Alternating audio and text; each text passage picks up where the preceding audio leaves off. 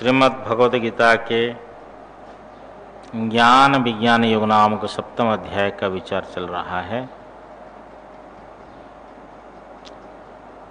28 तक विचार हो गया। भगवान ने ये कहा कि जो 4 प्रकार के भक्त मुझे भजते हैं, ये सब इन तीनों में से जो माने ये जो तीनों है ये तो उदाराः सर्वैवैते। ज्ञानी तो पहले कह दिया कि ज्ञानी के लिए मैं अत्यंत प्रिय हूँ, ज्ञानी मेरे लिए अत्यंत प्रिय है। परंतु या और कोई प्रिय है नहीं क्या? ना है, तीनों तो उत्कृष्ट है, मेरे प्रिय होते हैं। परंतु ज्ञानी मेरा स्वरूप है, वो मुझे अनुत्तमा गति को प्राप्त करने के लिए चला हुआ है अथवा अंगीकार किया गया है, अंगीकार किया है। अनुत्तमा गति का अर्थ ही मुझे श्रेष्ठ गति, परमात्मा की प्राप्ति ही श्रेष्ठ गति है। अनुत्तमाम गति माम, मुझे अनुत्तमा श्रेष्ठ गति को प्राप्त करने के लिए चला हुआ है अथवा अनुत्तमा गति मुझे स्वीकार किया है। बहुत जन्मों के अंतिम जन्म में ज्ञानी मुझे साक्षात्कार करता है कि ये सब वासुदेव रूप है। वो महात्मा अति दुर्लभ है। तो उन विषयों की कामनाओं से ग्रस्त हुए दूसरे देवताओं को भजते हैं, उनके नियम को आश्रय करके, तो मुझे नहीं भजते हैं। परंतु उन देवताओं से जो कुछ प्राप्त होता है ये सब मेरे द्वारा रचित ही देवता लोग उन्हें देते हैं। परंतु सब विनाशी है और देवताओं के पूजक देवताओं को प्राप्त करते हैं, मेरे पूजक मेरे भक्त मुझे प्राप्त करते हैं। भगवान ने कहा मेरे वास्तविक स्वरूप को नहीं जानते इसलिए नहीं भजते हैं, जो जानते हैं वो भजते हैं। तो प्राय करके लोग नहीं जानते हैं क्योंकि मैं सबके लिए प्रकाश नहीं हूँ। कुछ भक्तों के लिए मैं प्रकाश होता हूँ, मैं योग माया से संच्छन्न हूँ, समावृत हूँ। इसलिए मूढ़ जन नहीं जानता है। मैं सबको जानता हूँ, सब प्राणियों को, परंतु मेरी शरण में जो आते हैं उस व्यक्ति को, उन व्यक्तियों को छोड़कर मुझे कोई भी नहीं जानते हैं। नहीं जानने का कारण है कि इच्छा द्वेष से उत्पन्न होने वाला जो मोह है, उसी मोह से सम्यक मूढ़ता को प्राप्त करते हुए सभी प्राणी देह धारण करते हैं, जन्म लेते हैं। जन्म समय में सबके सब माने देह धारण, स्थूल देह की उत्पत्ति के समय में ये मोह से ग्रस्त हो जाते हैं, इसीलिए नहीं जान पाते हैं। परंतु जिन पुण्य कर्मियों के पाप प्राय समाप्त हो गया हो, ये द्वंद्व निमित्तक मोह से छुटे हुए दृढ़ व्रत वाले मुझे भजते हैं। इसलिए पुण्य कर्मों का अनुष्ठान निष्काम भाव से करना चाहिए ताकि अंतःकरण की शुद्धि हो जाए। दृढ़ व्रत इस प्रकार ही परमार्थ तत्व है, अन्य प्रकार नहीं। ये सर्व परित्याग व्रत से निश्चित विज्ञान वाले, यहाँ दृढ़ व्रत शब्द का अर्थ। ये लोग क्यों भजते हैं परमात्मा को? इच्छा द्वेष रूपी द्वंद्व रूपी, जो इच्छा द्वेष रूपी द्वंद्व है उसी से उत्पन्न होने वाला मोह से छूटे हुए मुझे भजते हैं। भगवान ने कहा क्यों भजते हैं, उसका प्रयोजन क्या है भजन का? जरा मरण मोक्षाय मामाश्रित्य यतन्ति ये ते ब्रह्म तद्विदु कृत्स्नम अध्यात्मम कर्म चाखिलम। 29वां श्लोक। जरा मरण मोक्षाय, कि जरा प्राप्त न हो, बुढ़ापा प्राप्त न हो और मृत्यु प्राप्त न हो। बुढ़ापा और मृत्यु से छूटने के लिए, अर्थात जन्म मृत्यु से छूटने के लिए जरा शब्द दिया है भगवान ने। इसका अर्थ ये नहीं कि जन्म होंगे और बुढ़ापा न हो और मरण न हो, ऐसा नहीं अर्थ समझना चाहिए। जन्म मृत्यु से रहित उपलक्षण है। ये मुक्ति के लिए ही, मोक्ष के लिए भगवान का आश्रय करके कहते हैं जरा मरण मोक्ष के लिए माम आश्रित्य, मुझे आश्रय करके, ये यतन्ति, भगवान को आश्रय करके जो प्रयत्न करते हैं, ते तद ब्रह्म विदुहु, वे उसी ब्रह्म को जानते हैं जो श्रेष्ठ ब्रह्म है, परम ब्रह्म है। कृत्स्नम अध्यात्मम, और संपूर्ण अध्यात्म को, कैसे ब्रह्म को जानते हैं? समस्त अध्यात्म वस्तुत्वेन कर्मत्वेन च, आनंद गिर ले रहे, ये संपूर्ण अध्यात्म को जानते हैं। च का अर्थ और अखिल कर्म विदुहु, और संपूर्ण कर्मों को भी जानते हैं।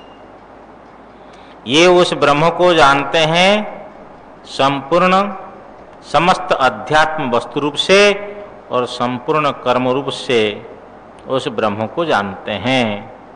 अर्थात ये अध्यात्म और कर्म ब्रह्म से अतिरिक्त नहीं, सब ब्रह्म रूप है। यहां एक विशेष कि एक तो पुण्य कर्म करना है, भगवान का भजन करना है, और जो लोग कर्मों का संन्यास किए हुए हैं उनकी साधना जो है श्रवण मनन निधिध्यासन, इससे भी अंतःकरण की शुद्धि होती है। उपासना से अंतःकरण की शुद्धि होती है। भक्ति योग से जो भी जिनकी जैसी साधना है, निष्काम होना जरूरी है। और साथ साथ में लक्ष्य क्या रहे? मुक्ति। ये हमारा लक्ष्य जो है ये स्थिर होना चाहिए कि और मां के गर्भ में आना न पड़े। परमात्मा का आश्रय भी लेना है और मोक्ष के लिए प्रयत्न करना है। ये दो बात यहाँ विशेष रूप से हमें निर्देश जैसा हो रहा है कि परमात्मा का आश्रय लिए बिना यदि कोई व्यक्ति प्रयत्न करता है उसका प्रयत्न सफल नहीं होगा। इसलिए परमात्मा का आश्रय लेकर के और मोक्ष के लिए प्रयत्न करना है, न कि संसार के लिए प्रयत्न करना है। संसार की उपलब्धि आप देख लो, जिन लोगों के संसार की उपलब्धि हो गई है ये भी सब संसार को छोड़ करके जा रहे हैं, चाहे कैसा भी हो। बड़े बड़े राष्ट्रपति भी जिस गद्दी में बैठते थे अब वो भी वहाँ नहीं बैठ सकते हैं। 5 वर्ष के बाद में तो भूतपूर्व हो जाते हैं ना, नहीं बैठ सकते हैं। इसलिए ये जो वैभव है ये वैभव अनित्य है। इसी वैभव के लिए ही प्रयत्न नहीं होना चाहिए, मोक्ष के लिए प्रयत्न होना चाहिए। इस प्रकार आगे क्या कह रहे हैं देखो, साधिभूताधिदैवं मां साधि यज्ञं च ये विदुः प्रयाण कालेऽपि च मां ते विदुर्युक्तचेतसः। अधिभूत अधिदैवं सह माने अधिभूत अधिदैव के सहित, ये हो गया साधिभूताधिदैवम। साधि यज्ञम च और अधियज्ञ सहित, ये माम विदुः जो मुझे जानते हैं, ये जो लोग माम मुझे अधिभूत अधिदैव और अधियज्ञ सहित जानते हैं, प्रयाण कालेपि च माम ते विदुर युक्त चेतस, ते युक्त चेतस, ये समाहित चित्त वाले प्रयाण कालेपि मृत्यु के समय में भी माम विदुर मुझे। मृत्यु के समय में जानते हैं, श्रीधर स्वामी बोलते हैं, न तू तदापि व्याकुली भूयः माम विस्मरन्ति। माम विस्मरन्ति माने उस समय में वो व्याकुली हो करके मुझे नहीं भूलते हैं। नहीं तो मृत्यु के समय में सब कुछ आदमी भूल जाता है। छांदोग्य उपनिषद में आया, निकृंति नहीं वो, कोई मानो मर्मस्थल को काटता हो ऐसा पीड़ा। किसी महापुरुष ने कहा, 100 बिच्छू का डंक लगने पर जितना कष्ट होता है तो मृत्यु के समय उतना कष्ट होता है। तो एक बड़े अच्छे धनी व्यक्ति था, तो अंतिम समय में कहा महात्मा को थोड़ा बुलाओ, दर्शन करूंगा। तो हम चले गए, क्योंकि उनके बगीचा में चातुर्मास या कोई प्रसंग जत्था कर रहे थे। हमको देख करके फूट फूट कर रोने लगा। मैंने एक चौपाई उनको सुनाई, उमा कहो में अनुभव अपना, सत हरि भजन जगत सब सपना। धनी व्यक्ति था, बड़े अच्छे परिवार का था। तो कहते स्वामी जी सब, हाँ जगत सब सपना कोई नहीं अपना। वो उनका लड़का एक डॉक्टर है। बोले स्वामी जी इस समय जो पीड़ा होती है, कहने का तात्पर्य है कि कोई अपनी पीड़ा को दूर नहीं कर सकता, लेकिन समझ में उस समय आता है। यदि पहले ये बात समझ ले कि अपना कोई नहीं है, तो व्यक्ति बहुत कुछ काम कर सकता है उसको हल्का करने के लिए, लेकिन समझ में उस समय में आता है लोगों को, उसमें कुछ नहीं कर सकता है। तो ये जो उस समय जो पीड़ा होती है, उस समय आदमी सब कुछ भूल जाता है। परंतु जो लोग अधिभूत अधिदैव और अधियज्ञ सहित मुझे जानते हैं, ये मृत्यु के समय में भी ये समाहित चित्त वाले मुझे जानते हैं। इति श्री महाभारते शतसहस्रयां संहितायां वैयासिक्यां भीष्म पर्वणि श्रीमद्भगवद्गीतासु उपनिषत्सु ब्रह्म विद्यायां योगशास्त्रे श्री कृष्णार्जुन संवादे ज्ञान विज्ञान योग नाम सप्तमोध्यायः। इति श्रीमत् परमहंस परिव्राजकाचार्यस्य श्री गोविंद भगवत पूज्यपाद शिष्यस्य श्रीमद् शंकर भगवतः कृतौ श्रीमद् भगवद्गीता भाष्य ज्ञान विज्ञान योग नाम सप्तमोध्यायः। अब अष्टम अध्याय जो है अक्षर ब्रह्म योग नाम अष्टम अध्याय का प्रारंभ है। उच्चारण कर लिया जाए कुछ श्लोक। ओम श्री परमात्मने नमः। अथ अष्टमोऽध्यायः। किं तत् ब्रह्म किमध्यात्मम् किं कर्म पुरुषोत्तम अधिभूतं च किं प्रोक्तम् अधिदैवं किमुच्यते अधियज्ञः कथं कोत्र देहेऽस्मिन् मधुसूदन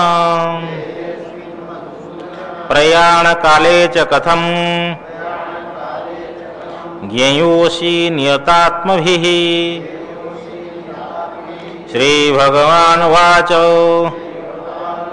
अक्षरं ब्रह्म परमं स्वभावोऽध्यात्ममुच्यते भूतभावोद्भवकरो विसर्गः कर्मसंगितः अधिभूतं क्षरो भावः पुरुषश्चाधिदैवतम् अधियज्ञोऽहमेवात्र देहे देहभृताम्बर अंतकाले च मामेव स्मरन् मुक्त्वा कलेवरम्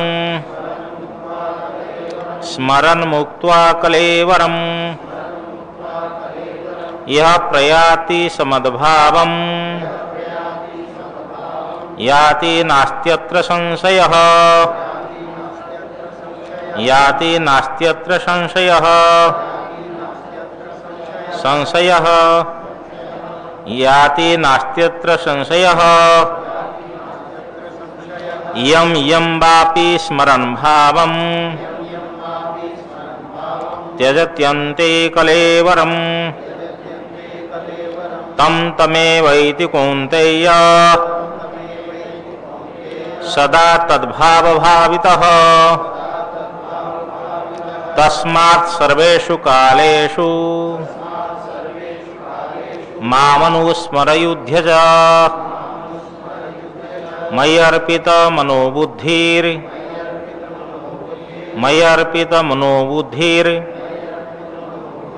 मामे वैशस्य संशयः अभ्यासयोगयुक्तेन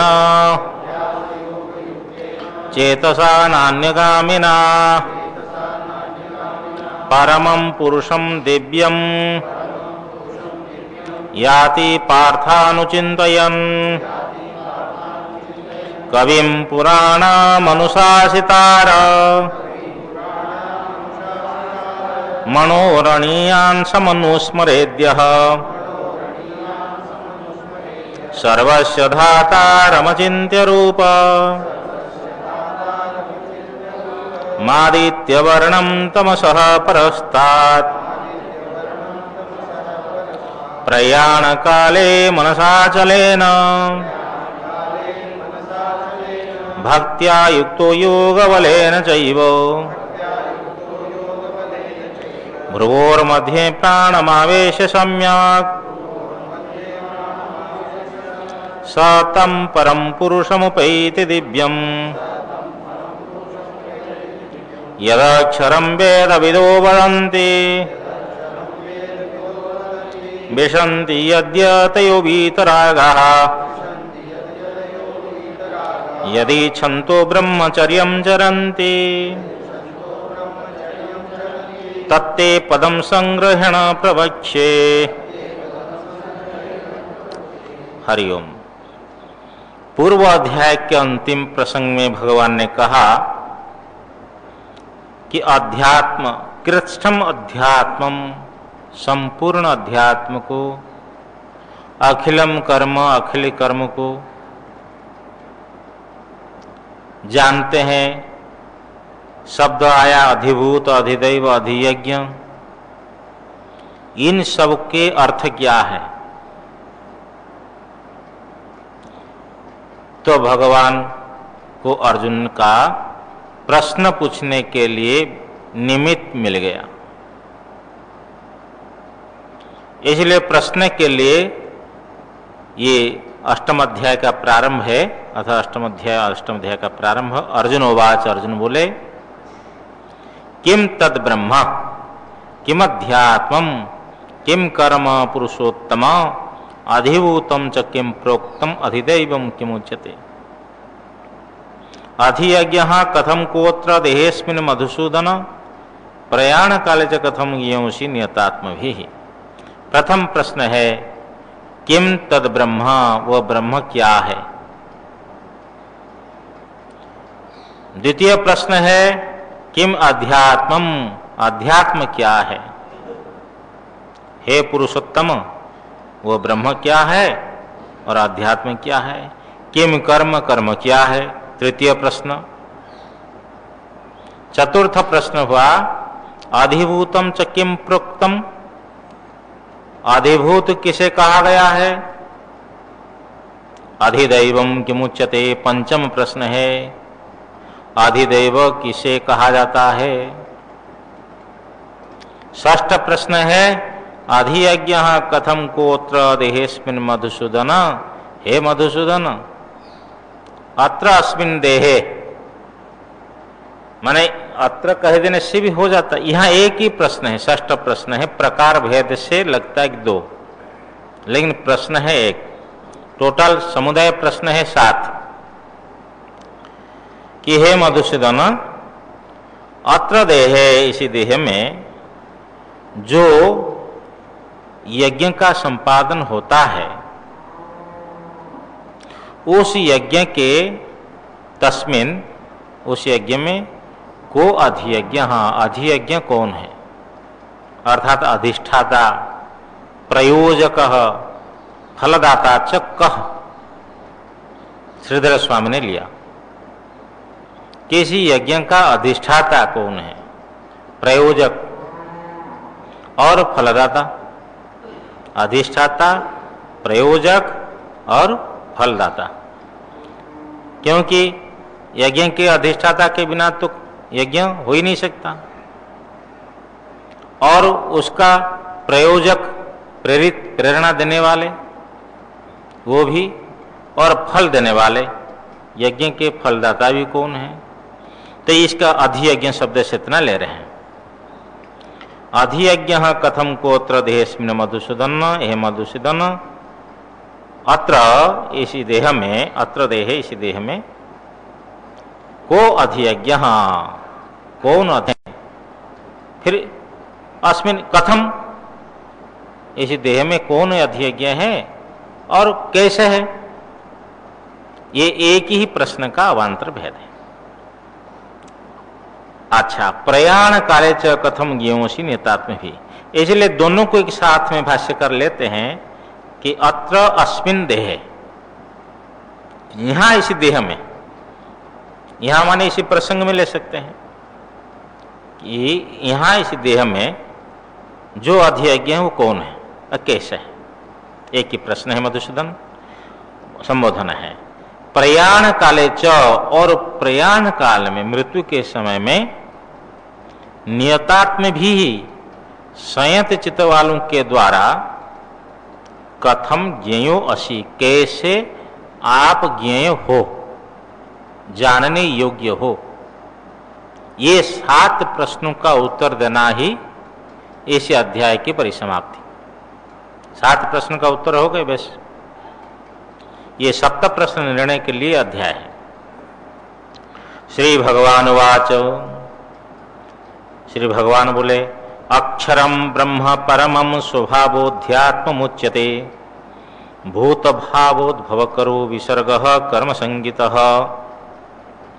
प्रथम प्रश्न था किम तद ब्रह्म, वो ब्रह्म कौन है, ब्रह्म क्या है, तो भावार्थ ब्रह्म कौन है, तो उत्तर दे रहे हैं भगवान, अक्षरम ब्रह्म परमम, परमम ब्रह्म माने अक्षरम परमम ब्रह्म, जो अक्षर है वो परम ब्रह्म है। अक्षर ब्रह्म बृहदारण्यक उपनिषद में आया, अस्थूलम अननु अह्रस्वम अदीर्घम आदि आदि कह करके, न तद अस्नाति किंचन न तद अस्नाति कश्चन, वो स्थूल नहीं है, वो सूक्ष्म नहीं है, अणु नहीं है,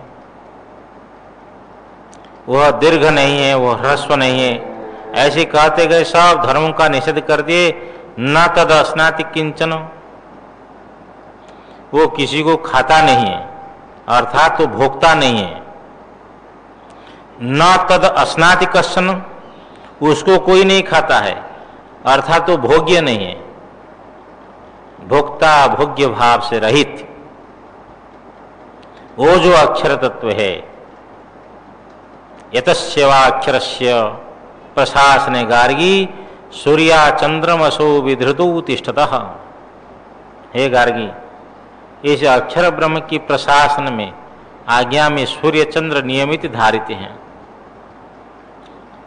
जो इस अक्षर ब्रह्म को नहीं जान करके प्रयाण करते हैं वो तो दीन है। यो वा तद अक्षरम गार्गी अविदित्वा अस्मात् लोकात् प्रैति स कृपणः। हे गार्गी, जो इस अक्षर ब्रह्म को न समझ करके, अनुभव न करते हुए प्रयाण करता है वो कृपण है, दीन है। जो इसको जान करके प्राण को छोड़ता है, शरीर के साथ तादात्म्य को छोड़ता है, वो ब्राह्मण है, ब्रह्मज्ञानी है।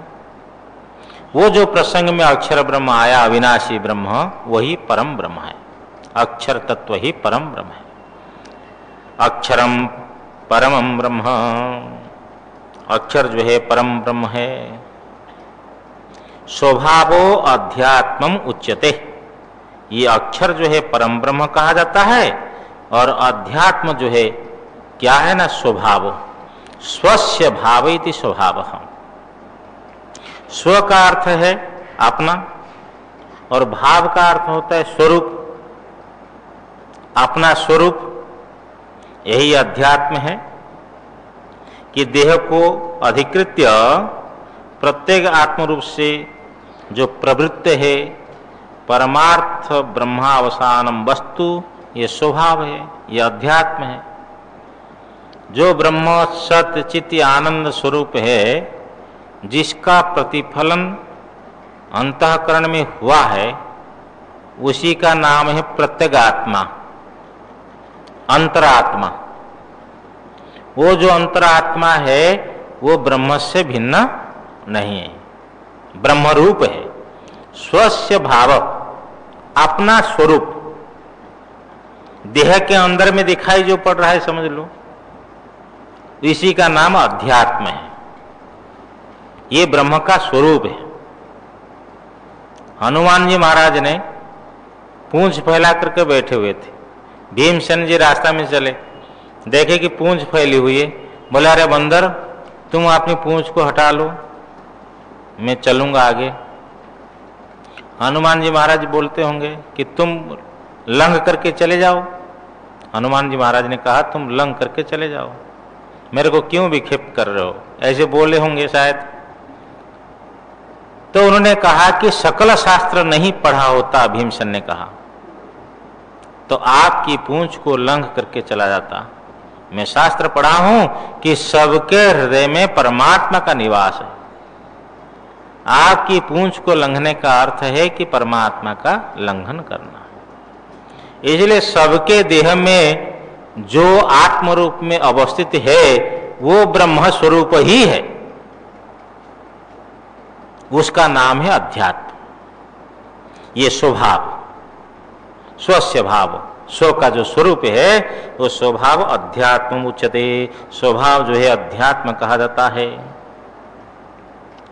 और जो भूत भावोद्भव करो, भूत वस्तु, भाव का अर्थ वस्तु, भूतानाम भाव भूत भाव, ये भूत वस्तु उत्पत्ति करने वाला विसर्ग कर्म संगीत। जो विसर्ग है देवता के उद्देश्य से जो चरु पुरोडाशादि द्रव्य का परित्याग किया जाता है, अग्नये स्वाहा नेदम मम, इंद्राय स्वाहा नेदम मम, जो स्वसत्व का परित्याग करके परसत्व आपादन किया था, उसका नाम यज्ञ है।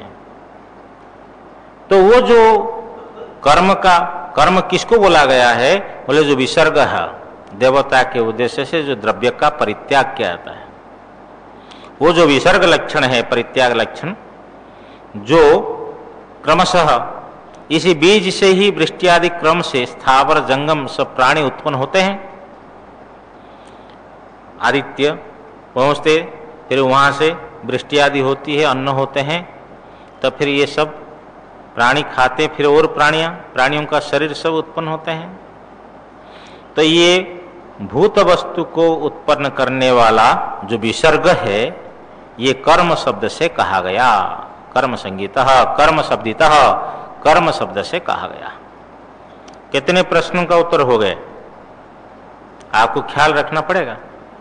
3, कितने हो गए? 3 उत्तर। और चौथा प्रश्न था अधिभूतम च किम प्रोक्तम। अधिभूत जो है किसको कहा गया, बोले अधिभूतम क्षरो भावः पुरुषश्चाधिदैवतम अधियज्ञो हमेवात्र देहे देहवृताम्बर। ये हो गया अक्षरम ब्रह्म परमं स्वभावोध्यात्म उच्यते भूत भावोद्भव करो विसर्ग कर्म संगीतः। आप कह रहे हैं कि अधिभूतम क्षरो भावः, जितने विनाशी पदार्थ है क्षर, जो क्षर भाव, क्षरो भावः विनाशी पदार्थ अधिभूतम, ये अधिभूत है। पुरुषश्चाधिदैवतम, और जो आदित्य अंतर्गत हिरण्यगर्भ पुरुष है, सभी प्राणियों के करणों के अनुग्राहक जो हिरण्यगर्भ है वो अधिदैवतम, उसको अधिदैव समझना चाहिए। ये जो पुरुष है वो अधिदैव है, हिरण्यगर्भ।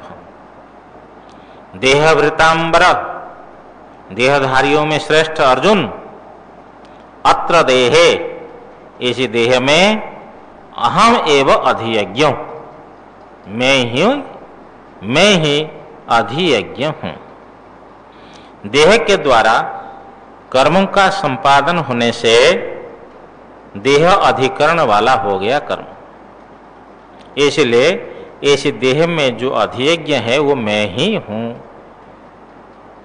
ये हो गया षष्ठ प्रश्न का निर्णय। सप्तम प्रश्न का कि मृत्यु के समय में नियत आत्माओं के द्वारा आप कैसे जानने योग्य हो, ज्ञेयसी, ये विशेष प्रश्न है, सप्तम प्रश्न, जिसका विस्तार से कथन है।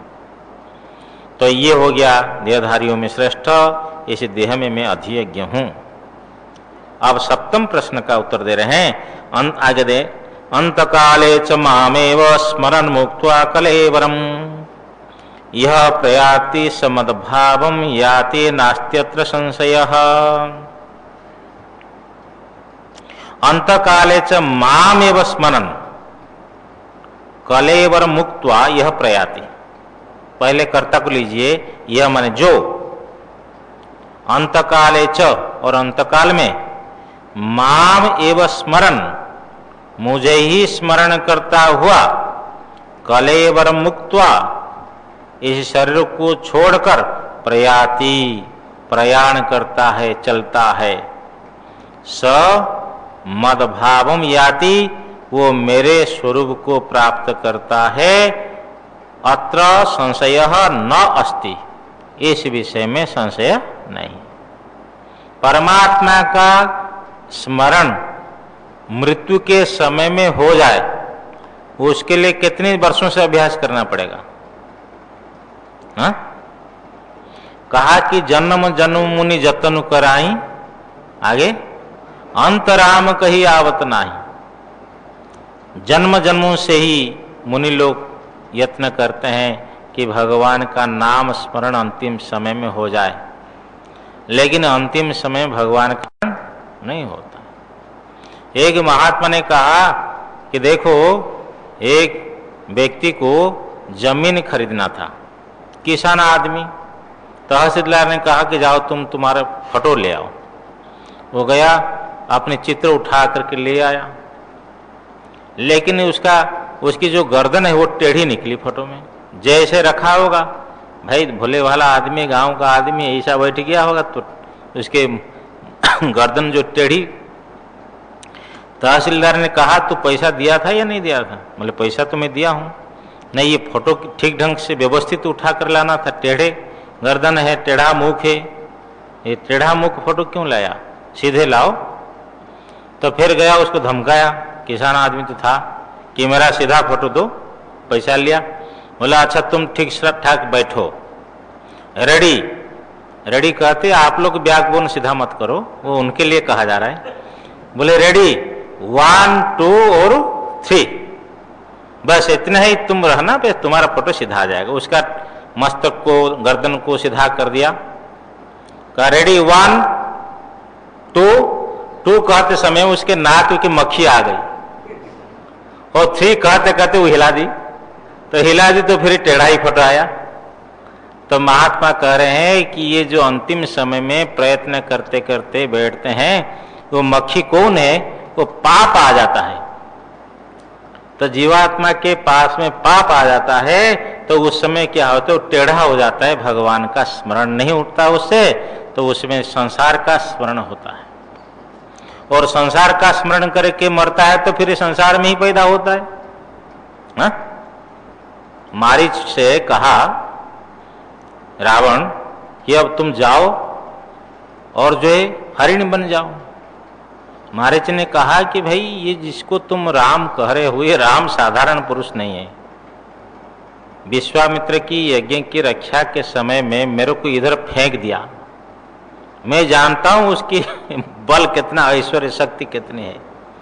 अरे राम छोड़ो, र अक्षर यदि सामने आ जाता है, रमणी, रथ, रत्न, ऐसा कुछ नामों का उनने गिनती किया है।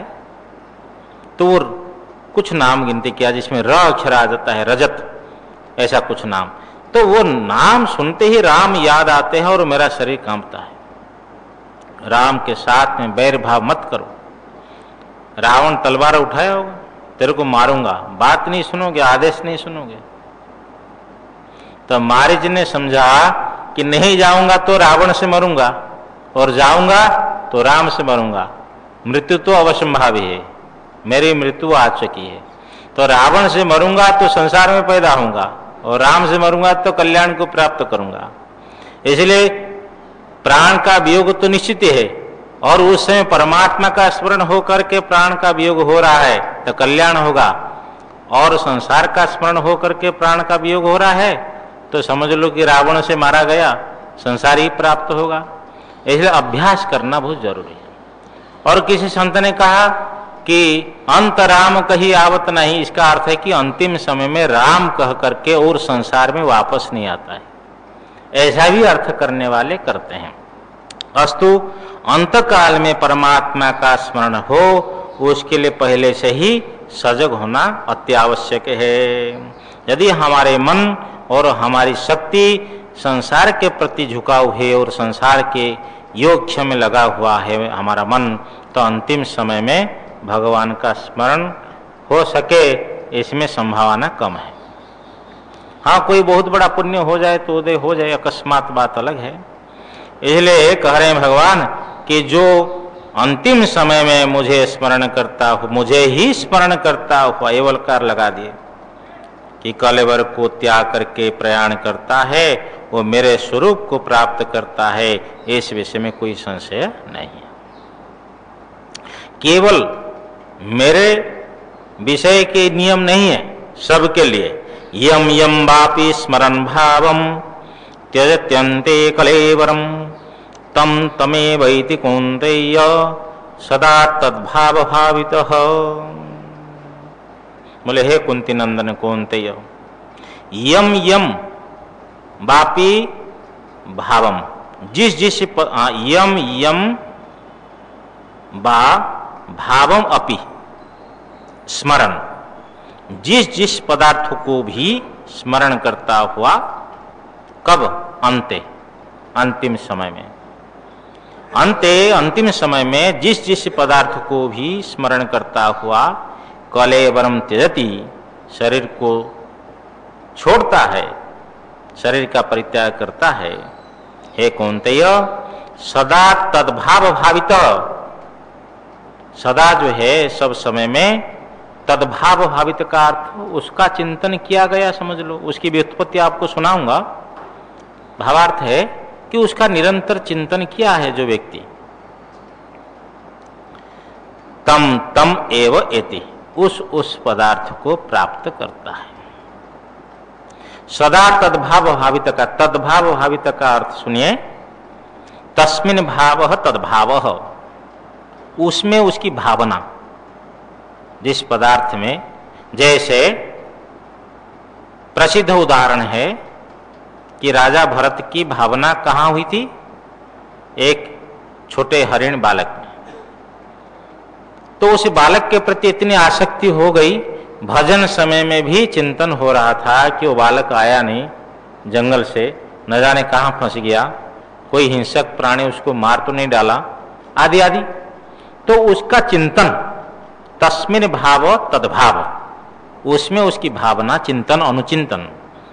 स भावितः स्मर्यमाणतया अभ्यस्तो येन स तद्भाव भावितः, वो भावित हुआ, अर्थात स्मर्यमाण रूप से जिसके द्वारा अभ्यस्त हुआ है वो व्यक्ति हो गया तद्भाव भावितः। अर्थात वाक्यार्थ इस प्रकार होगा कि जिनका बार बार चिंतन किया हो, जो व्यक्ति जिस पदार्थ का बार बार चिंतन जिसके द्वारा हुआ हो, ये भावार्थ है। और मधुसूदन स्वामी लिख रहे हैं श्रीधर स्वामी, तस्य भावो भावना अनुचिंतनम तेन बासित चितः, ये और सरल कर दिए कि उसकी भावना अर्थात अनुचिंतन, अर्थात उस व्यक्ति के द्वारा है ना, उस पदार्थ के द्वारा, उस चिंतन के द्वारा, उस पदार्थ के चिंतन के द्वारा बासित चित्तः, रंजित चित्तः। बासित चित्त समझ में आए? जैसे कोई सफेद वस्त्र है, गेरू डाल दिया उसमें तो गैरिक हो गया, गेरू उसमें चढ़ गया। इसी प्रकार उस पदार्थ के चिंतन जो है अपने चित्त में चढ़ गया, उसमें क्या हुआ, वो चित्त जो है उस वासना से ग्रस्त हो गया। ऐसा जो व्यक्ति है जिसका बार बार चिंतन किया है, उस पदार्थ को प्राप्त करता है।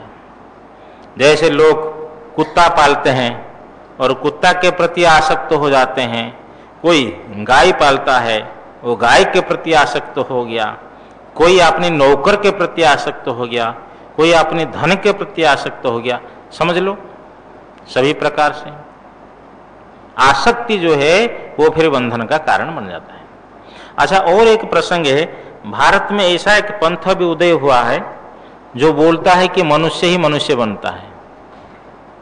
हाँ, ऐसे लोग भी हम जब परिव्राजन करते हैं उसमें मिलते भी कि मनुष्य मनुष्य बनता है, मनुष्य दूसरे योनि में नहीं जा सकता। तो ये शास्त्रीय सिद्धांत से बाहर की बात है।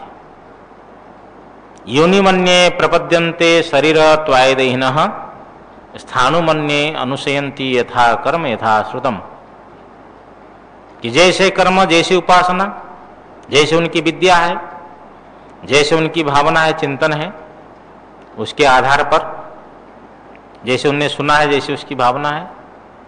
तो कुछ लोग मरने के बाद में माता के योनि में शरीर धारण करने के लिए प्रवेश करते हैं, मनुष्य की योनि में, गाय भैंस की योनि में, और कुछ लोग पेड़ पौधा बनते हैं। तब आप कैसे करें कि मनुष्य मनुष्य ही बनता है? यहां तो हमारे यहां जो भरत है हरिण के योनि में गए, ये प्रसिद्ध है। आप ना, नहीं, उनको अंदर में हरिण की भावना आ गई। देखो, ऐसी जोड़ तोड़ करने वाले, हाँ, विभिन्न स्थान पर हाँ, ऐसा मानचित्र लगा करके समझाने वाले, आओ इधर समझो। तो ये लोग ऐसे भ्रांति फैला रहे हैं जो शास्त्रीय विरुद्ध है। उनका नाम लेने में कोई आपत्ति नहीं, प्रजापति ब्रह्मा कुमारी वाले ये लोग हाँ ऐसा कहते कि मनुष्य ही मनुष्य होता है। ये भगवान क्या कहते, यम यम वापि स्मरण भावम। तुम गीता नहीं मानते हो, भागवत नहीं मानते हो, तो तुम्हारी बात को हम क्यों मान ले? बात ये, हाँ, तो गीता में स्पष्ट रूप से भगवान कहते हैं, और ये भी यहाँ नवम अध्याय में यहाँ कहते हैं कि जो फिर पुण्य लोकों को प्राप्त करते हैं, देवलोक को प्राप्त करते हैं, क्षीणे पुण्य मर्त्य लोकम विशंति, फिर वहां से वापस आते हैं। क्षिपा भी अजस्रम आसुरी स्वेव योनिषु, गीता में भी सब पुनर्जन्म की बात सब। इसलिए अशास्त्रीय मूलक वचनों में किसी व्यक्तियों को विश्वास नहीं करना चाहिए। इसलिए हे कुंती नंदन, जिस अंतिम समय में जिस पदार्थों को भी स्मरण करता हुआ इस शरीर को परित्याग करता है, शरीर को छोड़ता है, हे कुंती नंदन, उस पदार्थ को ही वो प्राप्त करता है सदा तद्भाव भावित, सब समय में उसकी जो चिंतन है उसके द्वारा संपादित हुआ है, उस चिंतन से वासित चित्त वाला है। इसलिए क्या करना चाहिए? भावना जिस कारण से अंतिम भावना देहांतर प्राप्ति में कारण है, अतः तस्मात् सर्वेषु कालेषु मामनुस्मरयुध्य च मय्यर्पित मनोबुद्धिर मामे वैशेष संशयः। तस्मात् सर्वेषु कालेषु माम अनुस्मर, इसलिए सब समयों में मुझे स्मरण करो।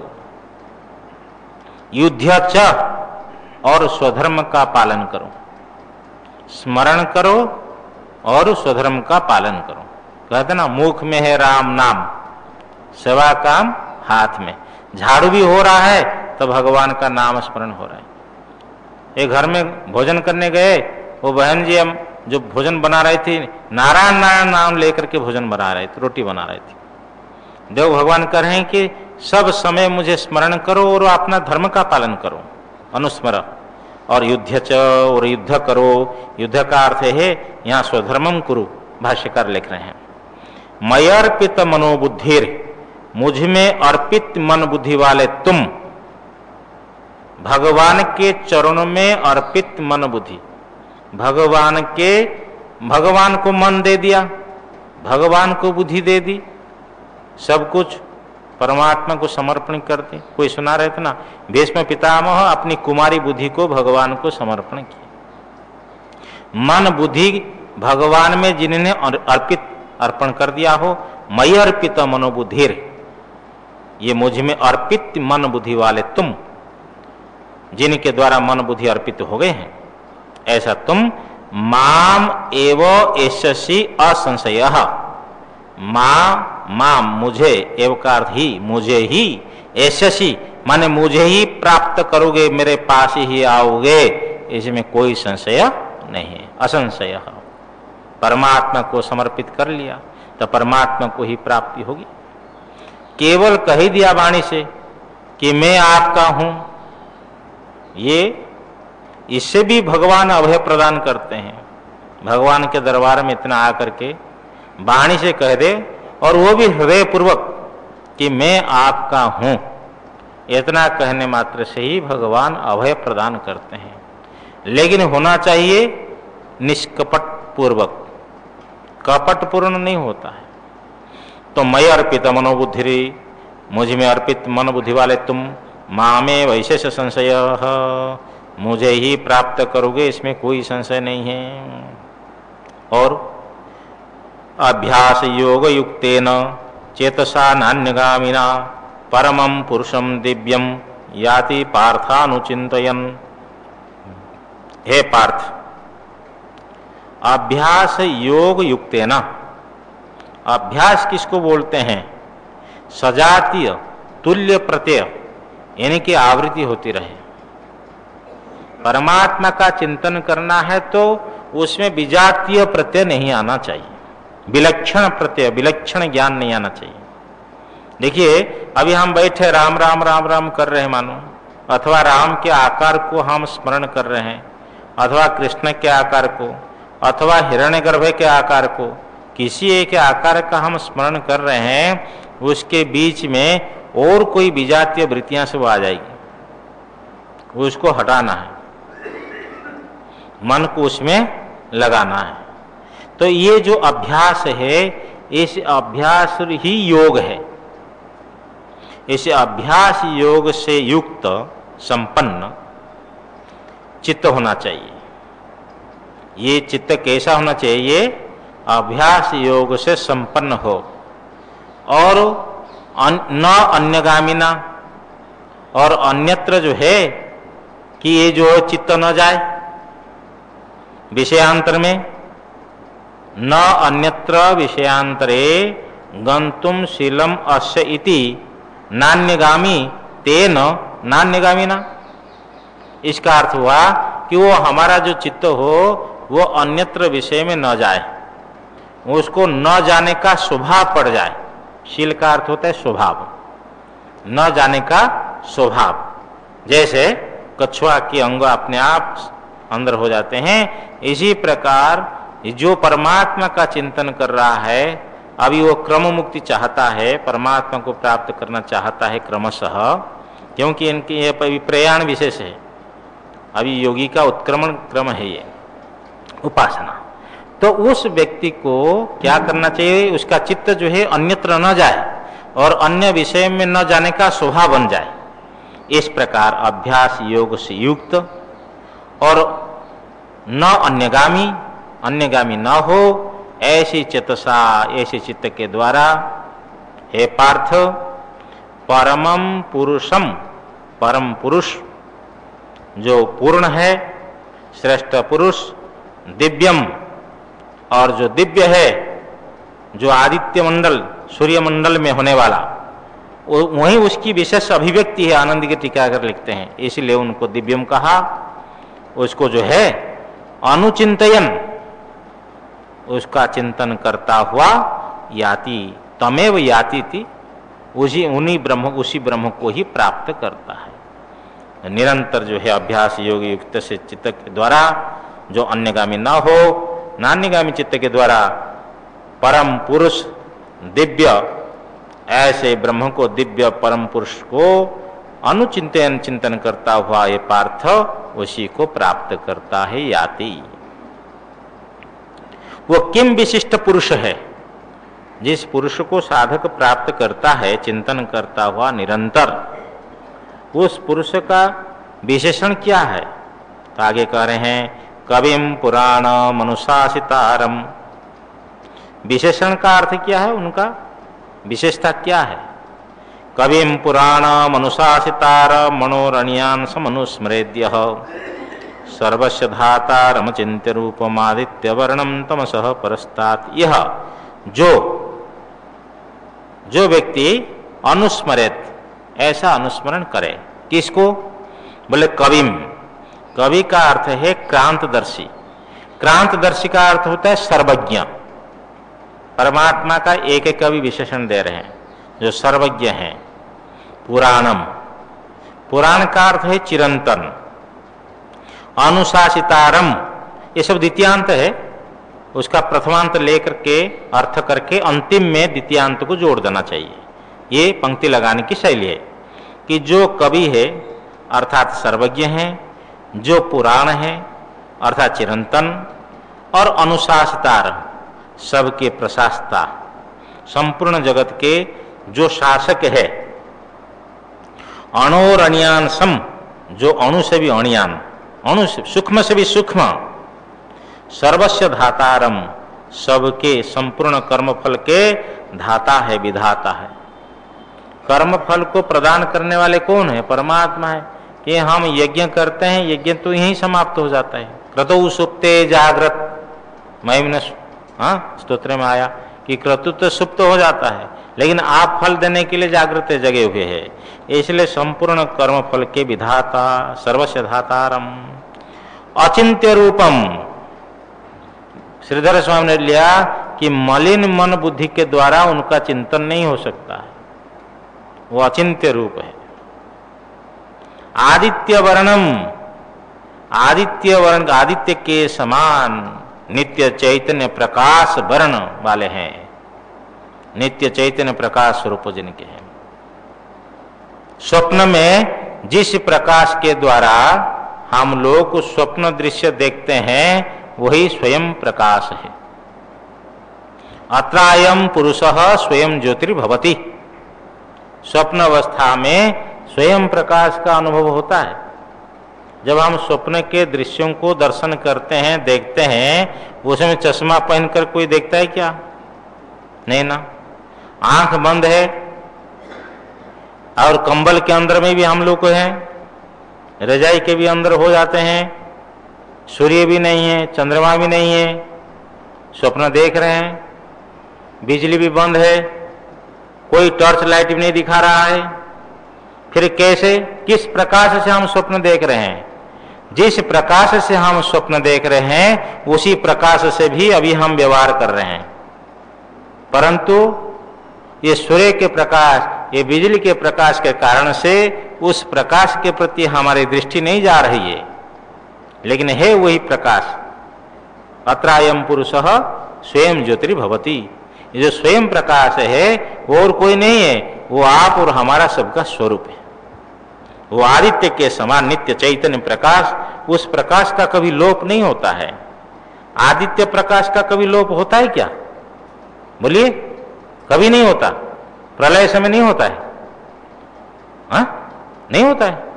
देख लो, विचार करो भाई, प्रलय के समय में आदित्य का प्रकाश लोप होता है या नहीं होता है? विचार करो। अरे हाँ या नहीं बोलना। बोले कौन? हाँ? हाँ? संसार के अंतर्गत आदित्य है या नहीं है? हाँ? फिर आदित्य का जो प्रकाश है जड़ है या चेतन है? तो जड़ का नाश होता है। हाँ? तो फिर आप कह रहे कि आदित्य का, ब्रह्म एक ऐसा प्रकाश है कभी उसका लोप नहीं होता है। तमेव भांतम अनुभूति सर्वम, उसके प्रकाश से सब प्रकाशित तो हो रहे। तस्य भाषा सर्वमिदं विभाति, आदित्य में भी जो प्रकाश दिखाई पड़ रहा है उसका अपना नहीं है। इसलिए चैतन्यात्मक प्रकाश करेंगे, यदादित्य गतम तेजो, तो उसमें चैतन्यात्मक का प्रकाश करेंगे तभी तो उसका नाश नहीं होता है। लेकिन जड़ात्मक प्रकाश रखेंगे तो उसका नाश होता है। जितने जड़ प्रकाश है सबका नाश होता है, परंतु आत्मा का नाश कभी नहीं होता है। इसलिए वो कहा कि आदित्य के समान जो प्रकाश स्वरूप है, और वह प्रकाश स्वरूप अभी वर्तमान जागृत में भी है, स्वप्न में भी है, सुषुप्ति में भी है, मृत्यु के समय में है, समाधि अवस्था में है, पुनर्जन्म अवस्था में भी है। एक रस वो आदित्य वर्णम तमसः परस्तात्, तम का अर्थ यहां मोह अंधकार, अज्ञान लक्षण मोह अंधकार, उसी से वो पर है। अर्थात अज्ञान उसको स्पर्श नहीं किया है, अज्ञान अविद्या के वो अस्पृष्ट है, अविद्या से पर है। ये जो तमसः परस्तात्, तम से जो पर है, ऐसे जो पुरुष है उस पुरुष को, अब द्वितीयांत लगा दो, उस पुरुष को यह अनुस्मरित, जो चिंतन करे। लेकिन यहां कोई क्रिया नहीं है, इसलिए पूर्व श्लोक में जो क्रिया है उस क्रिया को फिर स्वीकार करना है। जो स्मरण करे तो याति, उस ब्रह्म भाव को, उस परमात्मा स्वरूप को प्राप्त करता है। ऐसा स्मरण करता हुआ उस परमात्मा को प्राप्त करता है, ये भावार्थ है। अब देखो, प्रयाण काले मनसा चलेन, देखो भक्त्या युक्तो योग बलेन चैव भ्रुवोर मध्य प्राणमावेश सम्यक सतम परम पुरुषमुपैति दिव्यम। योगी जो है, आपने हृदय पुंडरीक, हृदय कमल में पहले चित्त को, मन को वश में करता है। योगी ये करता है, पहले उसका अभ्यास है करने का, और चित्त को, मन को जो है उसको बसी करके, तो वे हृदय से जो ऊर्ध्वगामी नाड़ी है उस नाड़ी के द्वारा, सुषुम्ना नाड़ी के द्वारा, इस नाड़ी के द्वारा वो क्या करता है, यहां ला करके भ्रुवोर मध्य, यहां बीच में भ्रिकुट में स्थापन करता है। ये छोटे जो है गला में जो स्तन है उसके माध्यम से, फिर यहां से धीरे उठाता है यहां ब्रह्मरंध्र, और वहां से परमात्मा का स्मरण करते हुए और परमात्मा को चिंतन करते हुए योगी प्रयाण करता है, ब्रह्मलोक जाता है। ब्रह्मलोक में, क्योंकि उपासक ब्रह्मलोक जाता है, अनावृति ही शब्दात, अनावृति ही शब्दात, ब्रह्म सूत्र के अंतिम सूत्र के जो रत्न प्रभाकर टीकाकार हुए, उनने विभाग किया, वहां व्यवस्था दी कि जो लोग उपासना करके ब्रह्मलोक जाते हैं, हिरण्यगर्भ की ईश्वर की उपासना करके, ये लोग क्रमशः वहां उनको ज्ञान होता है, ब्रह्मा जी हिरण्यगर्भ उनको ज्ञान प्रदान करते हैं, वहां से मुक्त हो जाते हैं। परंतु जो लोग अश्वमेध कर्म करके ब्रह्मचर्य के द्वारा, तपस्या के द्वारा ब्रह्मलोक पहुंचते हैं, ये वहां के ब्रह्मलोक का भोग करके पुनः वापस आते हैं। तो ये जो प्रसंग चल रहा है, ये उपासक के प्रसंग है कि आपने प्राण को, अपने चित्त को ऊपर उठा करके सूक्ष्म शरीर को लेकर के यहाँ खड़ा कर दिया, स्थित कर दिया, और परमात्मा का स्मरण करते हुए, ओम उच्चारण करते हुए, और वो ब्रह्मलोक पहुंचता है। ये क्रम फिर कल आपको आगे बतलाएंगे, समय हो गया। ओम पूर्णमदः पूर्णमिदं पूर्णात् पूर्णमुदच्यते पूर्णस्य पूर्णमादाय पूर्णमेवावशिष्यते। ओम शांति शांति शांति। शंकरं शंकराचार्यं केशवं बादरायणं सूत्रभाष्य कृतौ वन्दे भगवन्तौ पुनः पुनः। ईश्वरो गुरुरात्मेति मूर्तिभेदविभागिने व्योमवद्व्याप्तदेहाय दक्षिणामूर्तये नमः।